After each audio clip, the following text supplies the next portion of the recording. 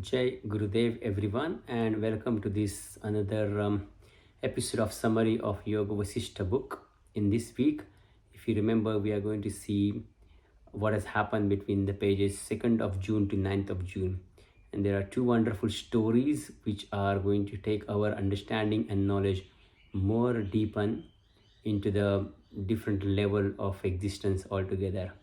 Before that, let's quickly go back to the previous page of 1st June, where the Rama asked about abandoning ego sense, and on that sage Vasishtha asked him the abandonment of all the notions, conditioning, and conceptualization is based of two kinds, and one is based on the knowledge or the direct realization, and the one is based on contemplation. And if you remember, if you have listened to the last episode, the direct knowledge is that something that it just falls on your lap and you don't have to work on that, and something that is happens by the contemplation is like you use the viveka, you use your dispassion and your discrimination, both of these tools, to understand the knowledge, what is real, what is not real.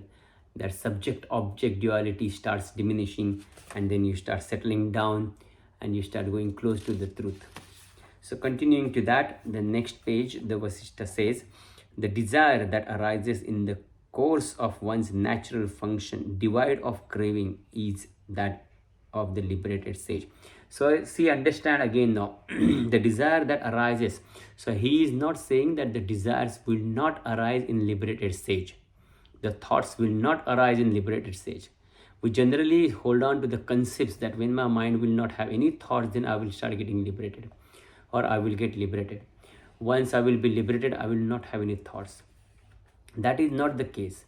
Once you will liberated or not liberated, the mind has got a particular function, and the body has got a particular function to perform. Though till the time you will have the body, it will feel sleepy, it will feel tired, it will feel energetic, it will feel hungry, it will feel thirsty. The same way, till the time there exists a mind, there will be a function of its thought flow which will keep happening. So the coming the thoughts in the form of desire is not actually a wrong thing. But then he said, but that desire which is bound up with cravings of the external object is the conducive to bondage. But the desire has come up, and when the desire get attached to the external objects, then actually it is conducive of bondage. Let's understand this. Like there is a thought that just came in, oh, I am feeling hungry. And then the thought just came, and I just acknowledge the thoughts, okay, I am feeling hungry. Whenever I will get some food, I will eat some food.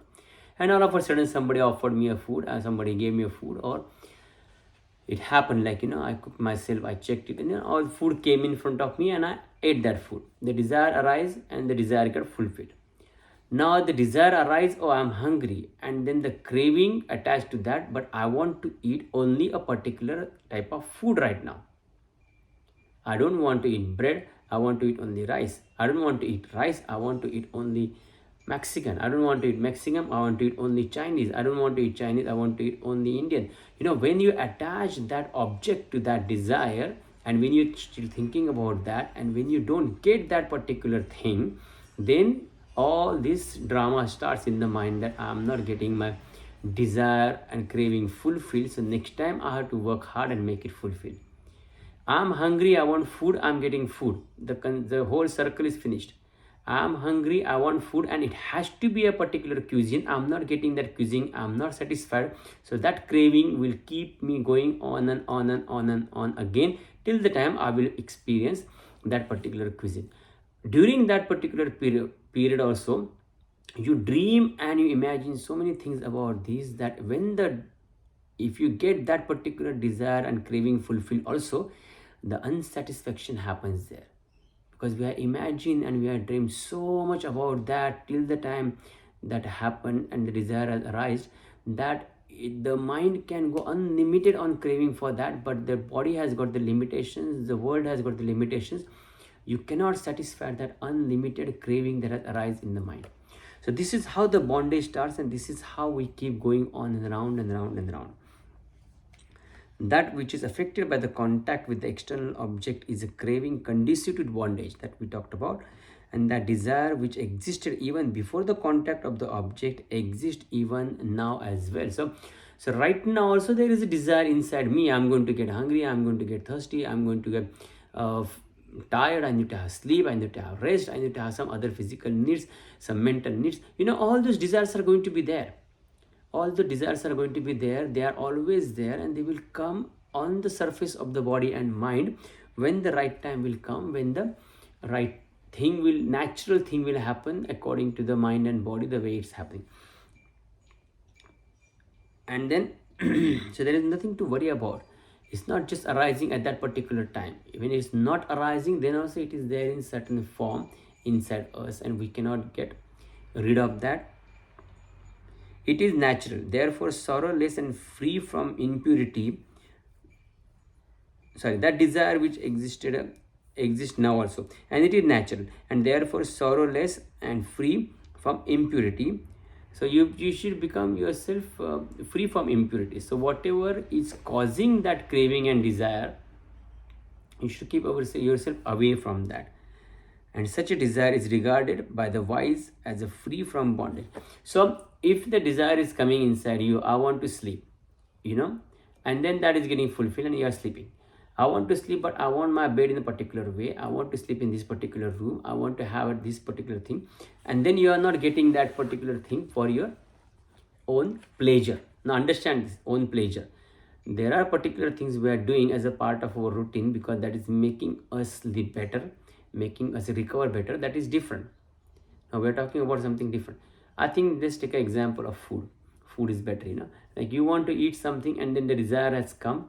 You want particular cuisine and you are not getting that, and then you are getting bound. And then if the desire is there arising, and if you're getting whatever is coming to fulfill that desire, then you are free from bondage. Okay, give up all the desires that tends to the bondage, and that desire for liberation too.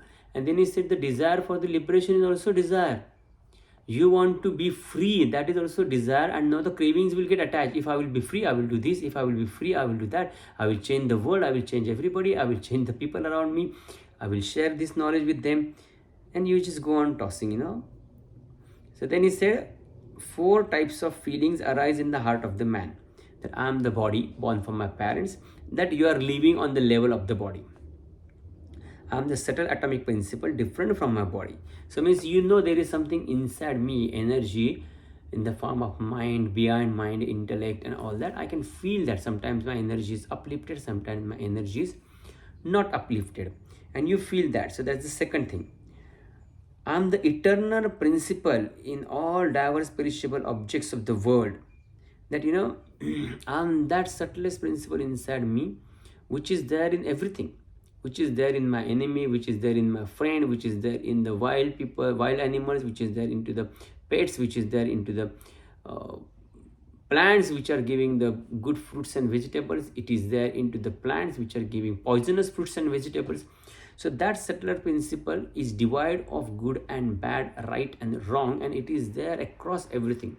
That understanding arises, and that's the one level of feelings that you can have. And the fourth one is I as also the world are pure void like space. Beyond that, once you start establishing to that feeling of oneness that you feel amongst everything, and the diversity starts dropping down, then you progress to something that, hey, I am always there. And like this body and mind, I can see coming out from this consciousness which has imagined itself as an individual consciousness. The same way in this whole world, on that universal consciousness, all these bubbles are popping up as other human beings, other plants, animals, or other creatures, or whatever it is. So it's very well explained into Ashtavakra Gita, that in Buddha, like it just like a bubble. When the bubble comes, it comes on the surface, it evaporates. The same way we are arise, we are living on this, and we will just dissolve into the nothingness. We have come from the nothingness, we will go back to the nothingness. This body which is made up of 5 elements will dissolve into the 5 elements toward with the certain amount of time on its own. Resort to the understanding of non-duality, for the truth is non-dual. So that's what the third stage that we were talking about, third type of feeling.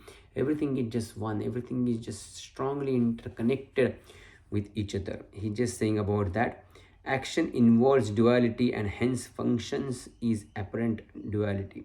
So all the functions and actions happening on the surface that you can see, talking, hearing, doing actions with your hands, legs, stomach, digesting food, you working, everything that you can think, even your thought process is also an action is happen, and that function happens of the duality. Let the nature partake both duality and unduality, non-duality. So he's saying you are beyond the duality and non-duality as well. When you are established into the non-dual nature, then also there is someone witnessing that non-dual nature. So he's not taking one more step above of all the knowledge he has shared. Right now, what we were thinking so far, hey, everything is two and just become one, everything is one, just go into that non-dual state, not two. And now he's saying, but that non-dual state also has got limited existence, because that non-dual state that you are thinking is also has come out from something. The reality is neither duality, which is on the surface of the mind, and nor unity, which is the concept of unity arises from the antithesis of duality. So those who are not believing in duality and those who are believing in non-duality, so he's saying for them, it is beyond that. The truth is beyond that. The liberated sage who is disinterested into the events past, present and future looks at the state of the world with amusement. We are unable to expound the philosophy of the fools who have not controlled their minds, who has immersed into the mere sense pleasure. They are only interested in sexual pleasures and in the acquisition material wealth. We are also unable to expound the path of rituals and routines which bestows the kind of rewards and shape of pain and pleasure. So there are some kinds of people who are just involved into the sexual activities, they just involved into the sense pleasure and physical pleasure. There are some involved only into the accumulating wealth, they just want wealth. There are some involved only in accumulating wealth and fame, they just want to become famous and wealthy. And then he is saying, and then there are some involved into the path of spirituality, where they are experiencing pain and pleasure in spirituality as well, which is their actions. They are thinking their actions are bestowing their results of good and bad and pleasure and pain. So all these people are there in this world, and the sage look at this world with amusement. They are just not interested in all those things, they just look at these people doing all those things with amusement. And then 3rd June, there is a beautiful story of two brothers, Punya and Pavana. And Punya is the elder brother who, after the decease of his father, his younger brother, who is not that inclined towards the wisdom and established into the self-knowledge, becomes sad. So he gives him a very good explanation about why you're crying. Relatives are not true, your body is inert and you're composed of blood, flesh, bone. If you still I am, then the incarnation of the past you have, and very much had very many relatives. So if till the time you are into this I am state of I am this body, I am this body, you will have all these relatives. Right now you will be born, you are dying, you will have past lifetime if you believe in, you will have next lifetime if you believe in. So all these things are happening. But he said, and you have been all those things, you have been so many things, animals and people and all that. So then even so I'm your elder brother, and in the embodiments there were countless relatives, and whom shall I mourn, considering this I am not grieve.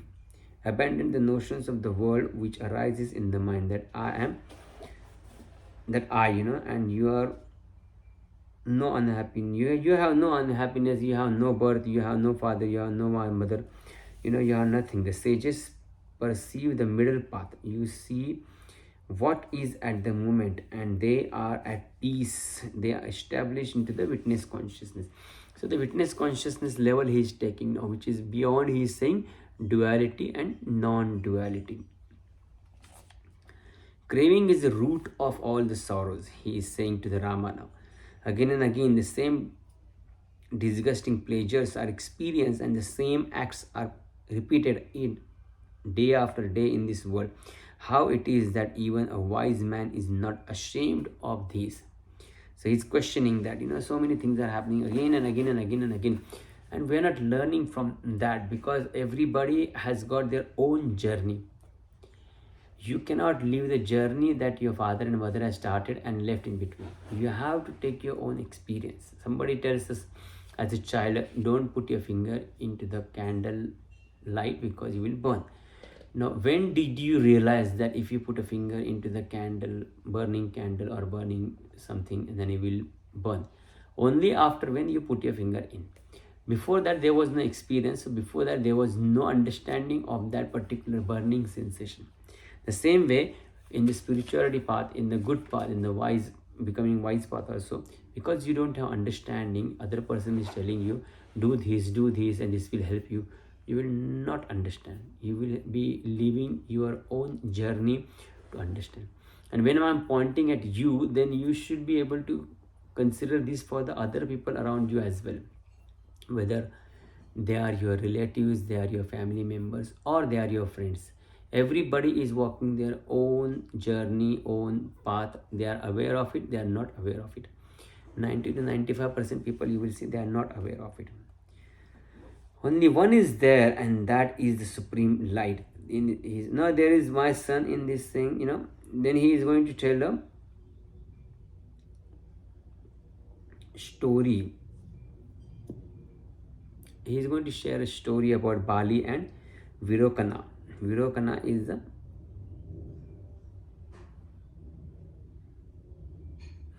father. He is his father, Bali's father, and then Virokana is the one, that who is going to give the knowledge to the Bali. So he is asking him a question. No, Bali, as I remember what my father Virokana once told me when I asked him a question. So there is no dialogue happening, but Bali as a king, he just goes like same Janaka story we heard a few weeks back. That he just found himself disinterested into all those people, and then all those things and all those events, all those rituals, and everything that is happening around him as a king, all those things, he started feeling himself not interested into that. Then he remembered that why I'm feeling like this, what should I do, and then all of a sudden he was thinking, and he just realized that what his father told him. So the question that the Bali asked while he was thinking is, tell me that by doing what I will rest forever into the supreme peace. To that his father said, there is this vast realm in which there is no lake, no ocean, no mountain, no forest, no rivers, no earth, no sky, no moon, no god, no demons, no demigod, no vegetation, no heaven, no high, no low, no woods.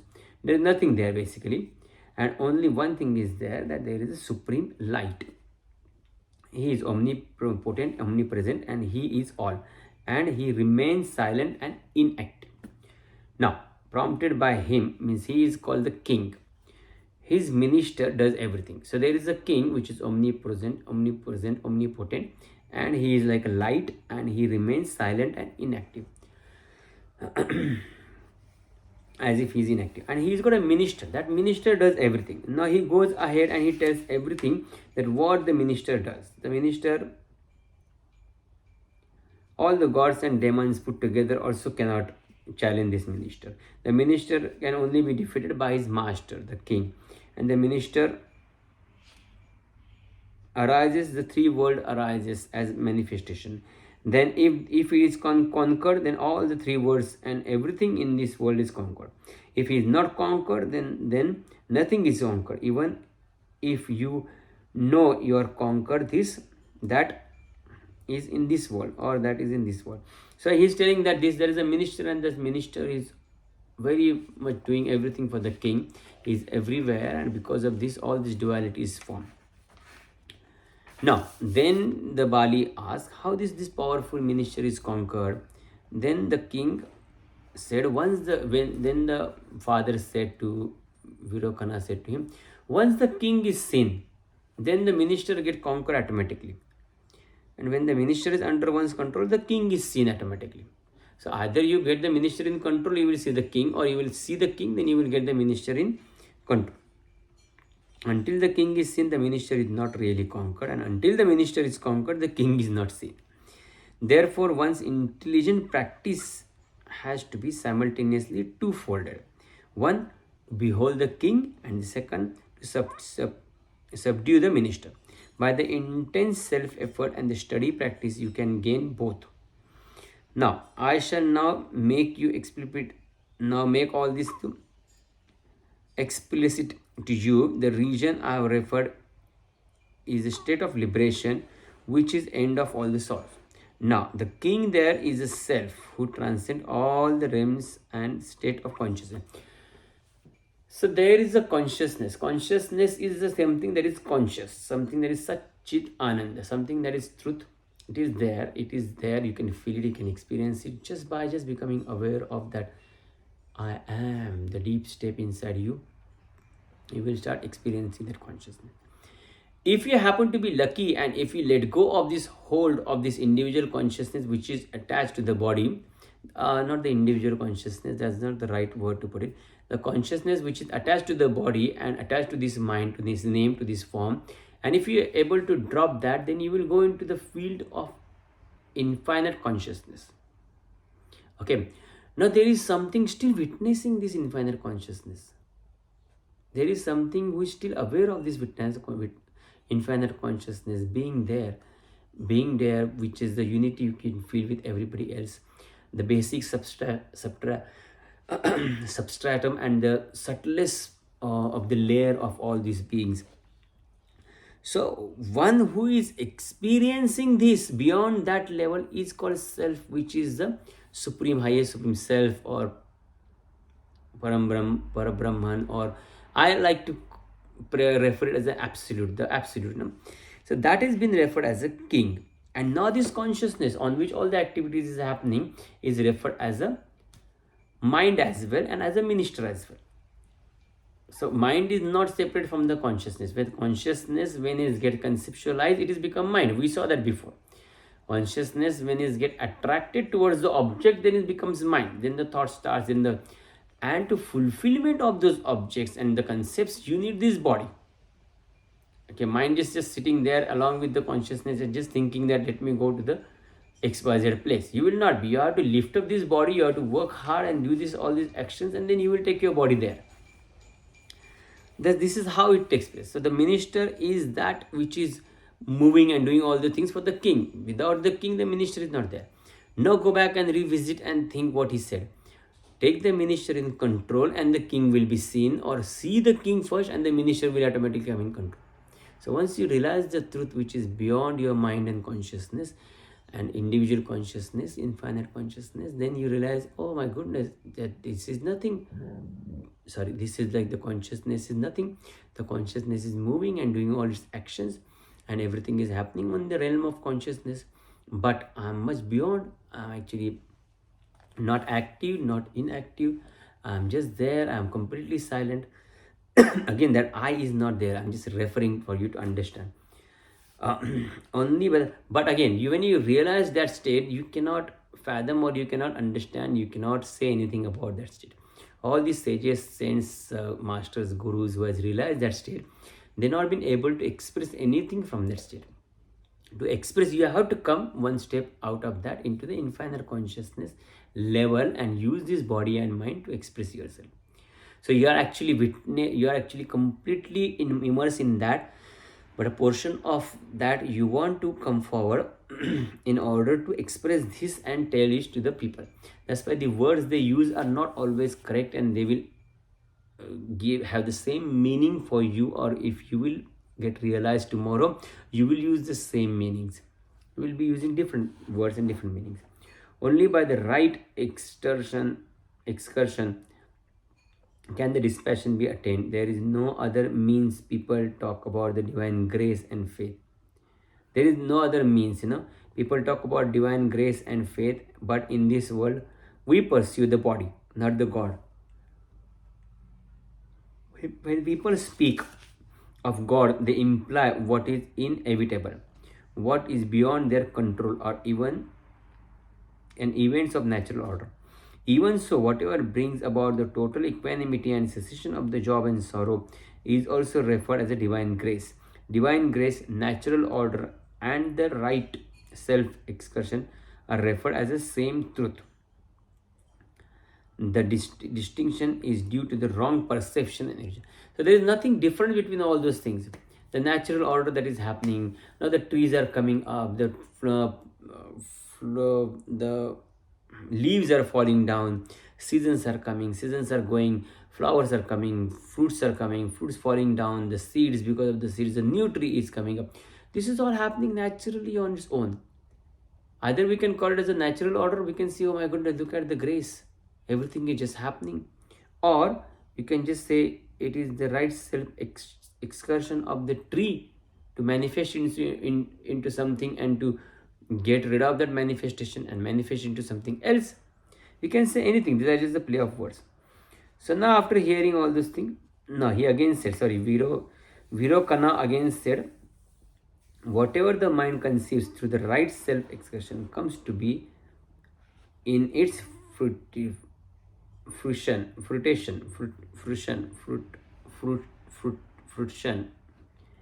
means it gets its fruit, I think, if I'm not wrong.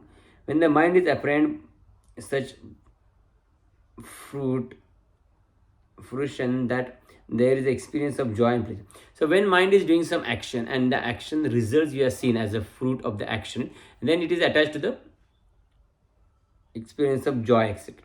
The mind is the doer. Whatever it conceives of, the natural order Niyati creates and manifests. The mind is also able to run the counter of the natural order. Hence, it may even be said that mind is the prompter of the natural order. So mind is the one who is prompting the natural order, he is saying, because mind is one which is actually conceiving this through the right thing. So when the mind does the right things, and you understand and you realize all those things, so the efforts are happening on the level of the mind. That's why he's saying the mind is also able to run the counter to the natural order and all that. Okay, then after hearing all those things, Bali asks, the cessation of the craving of pleasure can firmly establish. How can I let go of all the cravings and for pleasure and firmly establish into my heart? He said, my son, self-knowledge is the creeper that yields the fruit of cessation of craving of pleasure. It is only when the self is seen that the highest form of dispassion becomes firmly rooted in the heart. Hence, one should simultaneously behold the self through the intelligence inquiry, and therefore get rid of the craving of the pleasure. So he's saying, that's okay. If you want to get rid of the craving of the pleasure, again, understand that cravings and pleasure, cravings of the pleasure, cravings of the getting something, objects that you are desiring for, and getting the pleasure or joy from that, all these actions are happening on the level of the mind. Now he wants us to go beyond. He wants Rama to go beyond that particular level. So he's saying, you do the self-knowledge, your knowledge about who exactly you are, which help you, and then when the intelligence is still unawakened, one should feel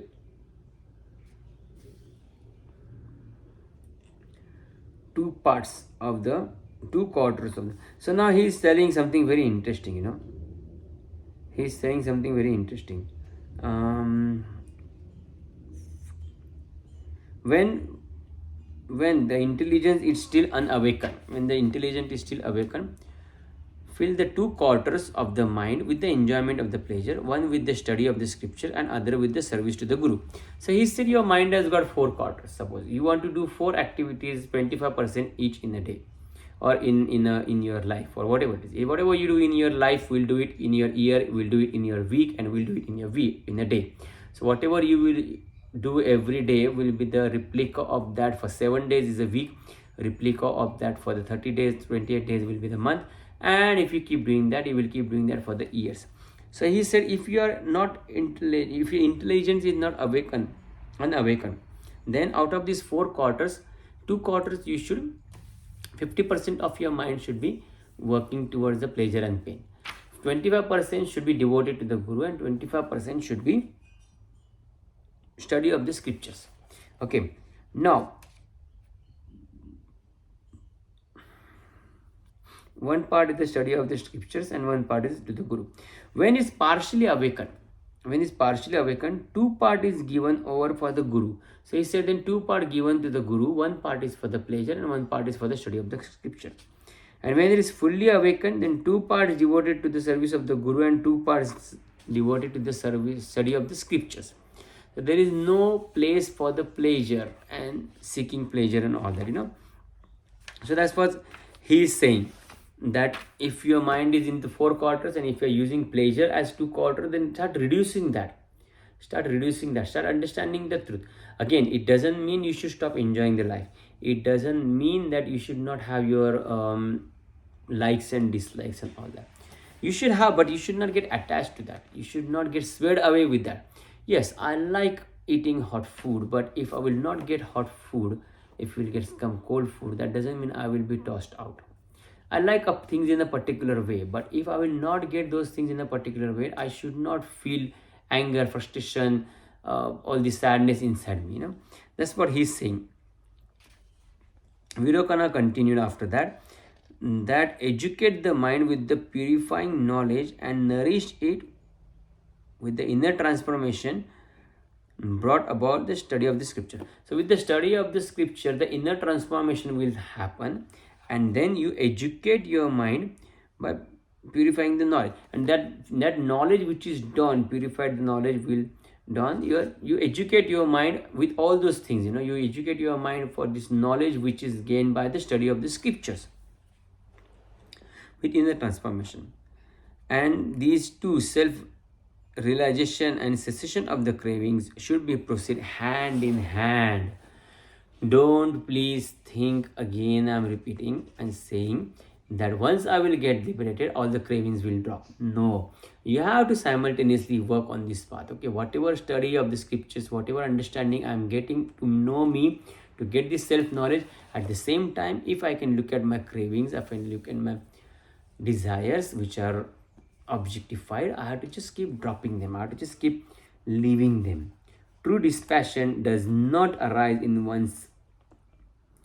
one by austerity, charity, pilgrimage, etc. So he is saying the dispassion will not arise in you if you are doing any austerities, any pilgrimage, any charities. Because who is doing the charity, who is doing the austerities, who is doing this pilgrimage, all that ego will keep forming inside us. Oh, I went for that pilgrimage page, I went for this pilgrimage page, I did so much of charity, I received this much of charity.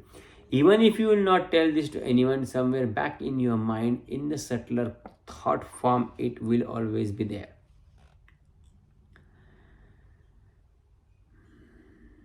But only by the direct perceiving one's own nature. So what is just direct perceive your own nature, direct path, direct path, just sit and just see. If I'm not body, I'm not mind, if I'm not this chattering happening inside me, then who is witnessing this? Go back. And when you go back, till the time you are seeing something as going back, that there is something wrong. Once you will reach to the lowest and the deepest layer, which is the highest layer, then you will start the oneness. You will start feeling the oneness and the mind thoughts arising in you, going down in you. The things will stop bothering you, and then this will happen automatically inside you, that you will experience that you are becoming one with that. Till the time that oneness is not filled, there is subject-object duality. Till the time you are not reached the goal. Because the mind tricks plays all those tricks. It will say, oh, I'm witnessing, and when you say I'm witnessing this, I can see a light, I can see a vision, but you are still in duality. No matter how good is that vision, no matter how good is that light. So be careful with that, okay? Don't go on the trip of your own imagination and your own understanding. Just be natural and just go into that deep state, one by one, taking over the layer. And of course, if that doesn't work with direct path, then our tools are there, for you to push little bit further. Hence, the spirit of inquiry strengthens this passion. The two are not independent. Now, hence, first of all, one should abandon all the dependence of external factors like God and other. So he has mentioned God again and again. So understand that he is not against your personal belief to a particular God. He is not advocating that you should not bow down to God. He is not saying you should not follow any particular God. You will not chant any of those things.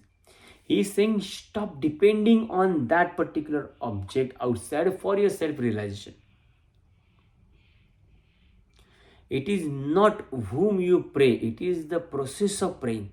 It is not whom you are devoted to, it is the process of devotion. It is not whom you have the faith, it is the process of having that faith which is making you solidified, silent, completely dispassionate, and deep connecting with yourself. That is what is important. The objects are not important. The objects are so many. There are so many gods in the world in Hindu religion. There are so many gods in there, in one in Buddha, one in Christianity, one in Muslim religion, Islamic religion, and all that. So there are so many different varieties of gods are there, all together and separately as well. But then, and that is the reason actually that many of these religions, they have been actually advocating to just bow down to one God. But unfortunately, for bowing down to go one God, they have opened their many paths as well. And in Hinduism, there is no choice only. You got so many varieties that you just keep going from here to there, here to there, here to there. Who is supreme, who is not supreme, whom I should bow, whom I should bow down, whom I should bow down. It's a big cycle, that we all has been experiencing in our life. In accordance with the prevailing social tradition, acquire the little wealth, and with the acquire of the company of the saints and adore them. And their company you will gain contempt of the objects of pleasure, and by the right inquiry you will get the self-knowledge. So he's saying you do the right inquiry, you will get the company of the sages with your wealth, that is okay, but by their company you will gain contempt of the objects of pleasure. Then you will be able to contempt the objects of the pleasure. So your saints and your wise people around you, whom you are keeping in contact with your money that you earn, will help you in getting rid of certain illusion or certain ignorance or certain not right understanding from you. But by right inquiry you will gain the self knowledge. And the last page, which is 9th of June, the Vasishta continues now. Vasishta says, luckily, Bali said, Vasishta is saying that the Bali continues, luckily I remember what my father said, on account of the infinite consciousness, he was established in Shuka, the omnipresent, and knew that his disciple needed his presence and instantly materialized in front of the God, in front of the body of the king Bali. So after realizing all those things, he just gave up everything and he went into the deep meditation, King Bali. And seeing this, Shukra came into the body form and started talking into him, He materialized himself. Shukra said, oh Lord, it is reflection of your own divine radiance that prompt me to place this problem before you. I have no desire for pleasure. Bali is asking to the Shukra when he sees the Shukra in front of him. I have no desire for pleasure. I have wished to learn the truth. Who am I? Who are you? What is this world? Please tell me. And then Shukra replied. He said, I am on the way to another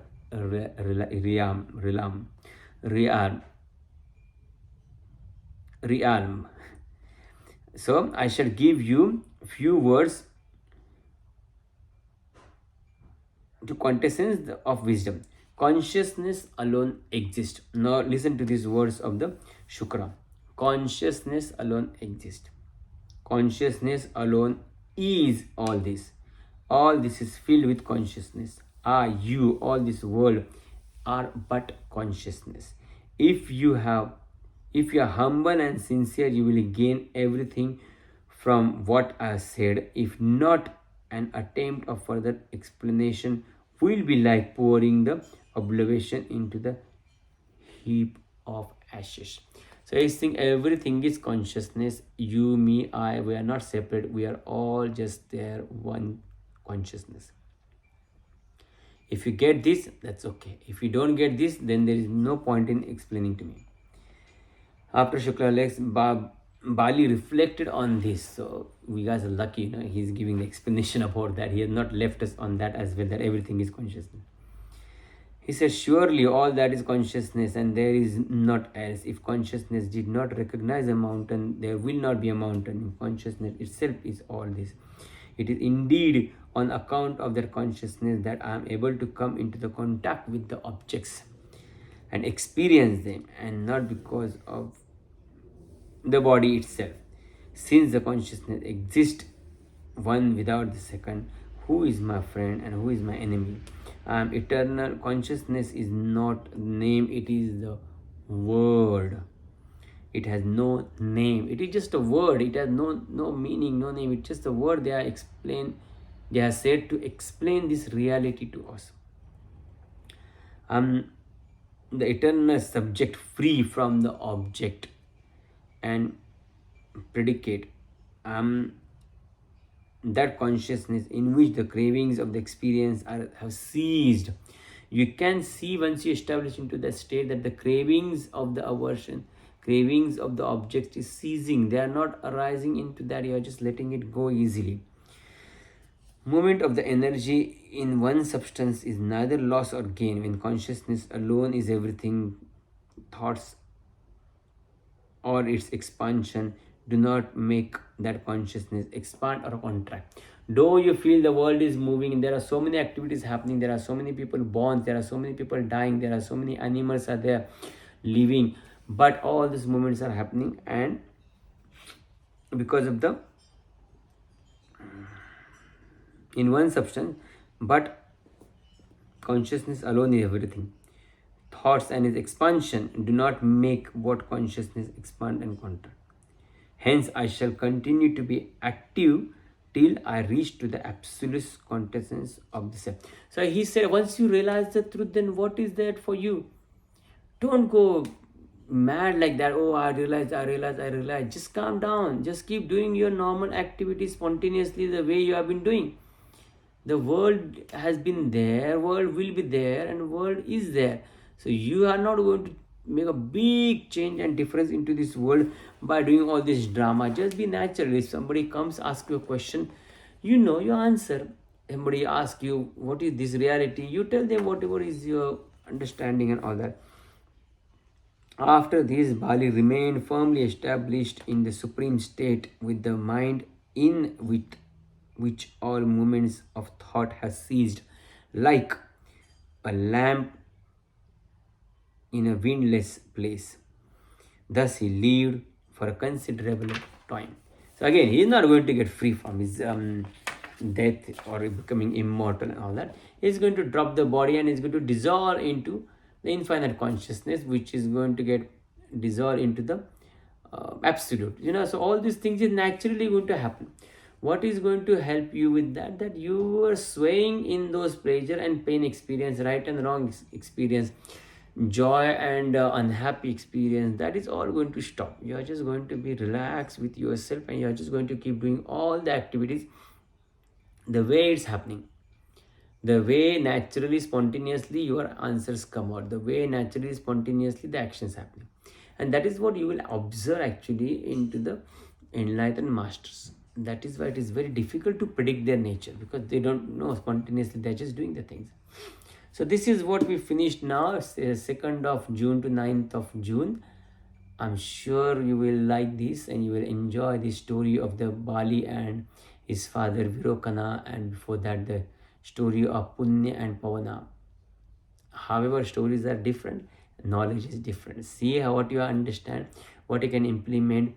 Can you use this inquiry into yourself about what is real in me, what is not real in me, and can you be able to control naturally without any aversion or any